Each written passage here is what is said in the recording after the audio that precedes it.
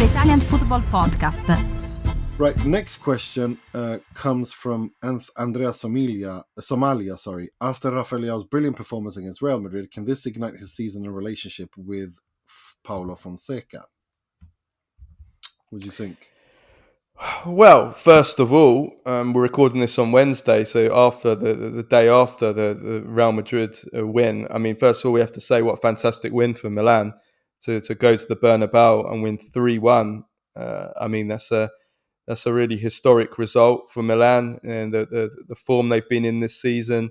Fonseca's job very much kind of, precarious, let's say, position that he was in. And Rafael Leao, of course, is the story. I mean, he put in a devastating performance. I thought it wasn't a perfect performance. I mean, he had a few instances in the second half where, he kind of was a bit sloppy with the final shot or the final pass. But overall, I think he was devastating. Madrid was so scared of him. Vasquez, the poor guy. I mean, he tore him to shreds on a number of occasions. That third goal, especially Vasquez and Militao, and then to set up the Reinders to make it 3-1 and to finish the game.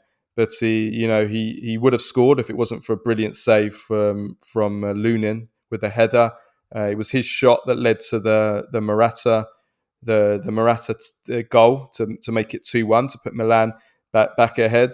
And he showed.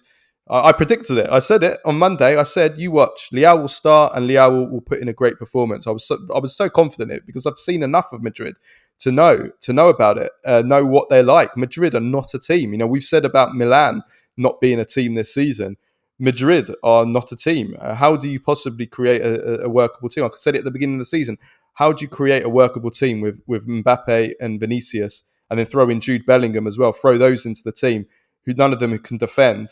None of them work off the ball. This is modern football. It's a sad thing about modern football that you can't have individuals like this in your team. Certainly not two of them, and then they both like to play in the same position, Mbappe and Vinicius Junior. So I think that kind of set things up really well for Milan.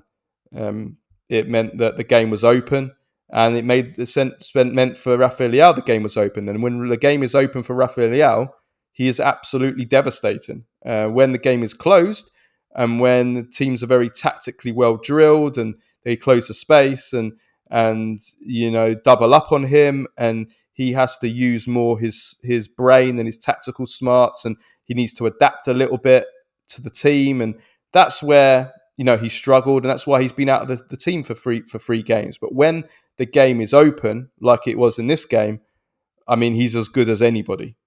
So it was fantastic for him. Can this ignite his season? It's a difficult one because every game is different, isn't it, Nima? I mean, the games, who they got on the weekend, is it Cagliari?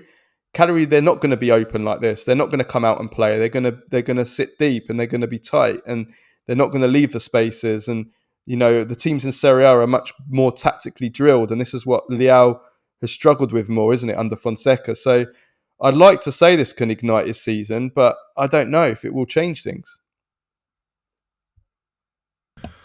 Exactly. I think that we called it on the Monday pod, didn't we? That wouldn't surprise us, given how Real Madrid play, that someone like Leao would enjoy himself as much as he did, and he had lots of fun, and he was brilliant. But it's the consistency, and it's being able to play in a system.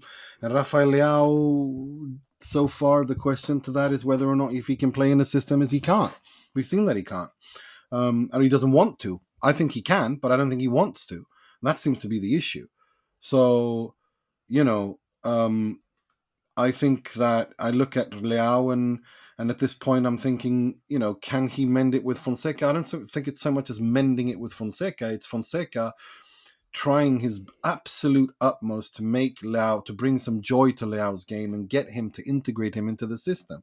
But he's not going to compromise, and he shouldn't compromise on what's good for the team. He shouldn't be begging players to give their all for the team, to work hard in both phases in modern football. That's just how it is. I think Fonseca's doing everything right here. I don't think we can criticize him for anything when it comes to Rafael Leão. He's done everything. He's done everything to not create a caso. He's done everything to make him happy. He's done everything to make the team happy, to make the team work. I don't think you can ask for anything more from Fonseca. Like, you really can't. It's up to Rafael Leão now to show that he wants to. And that he wants to stay at Milan, and that he wants to work in this team. I don't understand. It's unfair on Fonseca. I feel he gets so much unfair shit. Like, there's a lot we can criticize him for, which is fair, but I feel that Fonseca gets so much shit which he doesn't deserve, and I don't like that.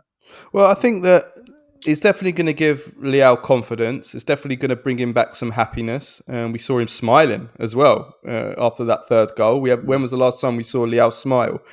So hopefully that brings it up. And that's the reason why I think he has to start against Cagliari. He has to. Cagliari are not the kind of team that I think you need to be super, super switched on tactically. They're not going to offer that much, are they, as an offensive force? So I think, listen, you have to play Leão in that, because if you drop him, then it can cause a caso, because it's like, well, what the hell am I supposed to do? I've just put in a fantastic performance against Real Madrid. We've beaten the European champions. I've destroyed them. And then you drop me for the Cagliari game, the next game.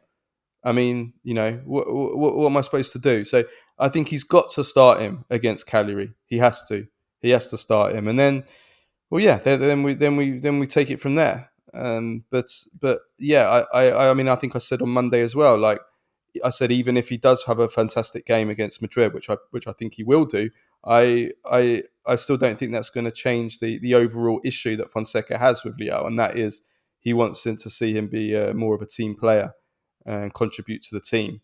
And Leão needs to show that. I hope he starts against Cagliari, and I hope that he can start to show more of that against going forward. But otherwise, that he could be dropped again.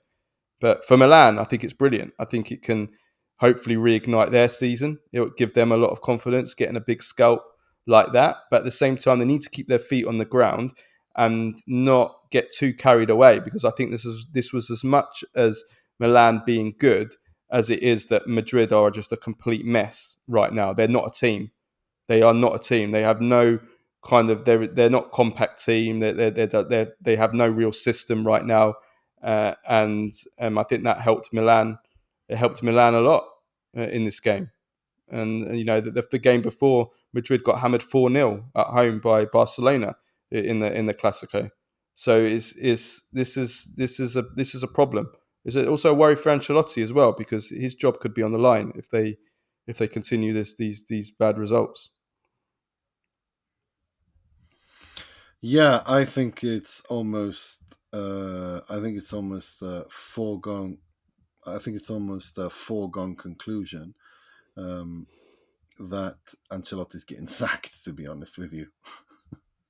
I think it's just he's not staying past this season. I just don't see that happening.